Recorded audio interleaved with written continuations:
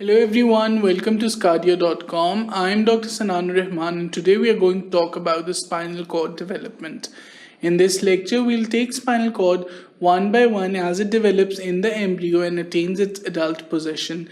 The lecture has been divided into 5 sections. In the first section, we'll talk about the notochord. The notochord, that is how the notochord and the neural tube help in the development of the spinal cord embryologically. In the second section, we'll see from where the neural crest cells develop and what function do they perform in the adult nervous system. In the third section, we'll talk about the histogenesis of the neural tube, that is, what types of cells are actually making the spinal cord and the neural tube, and what is the function of these cells. Then finally, what do these cells do in the adult human beings. In the fourth section, we'll see the functional organization of the spinal cord.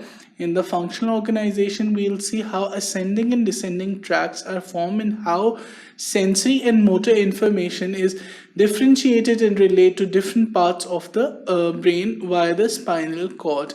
And finally, in the last section, we'll see the positional changes in the spinal cord as the development progresses.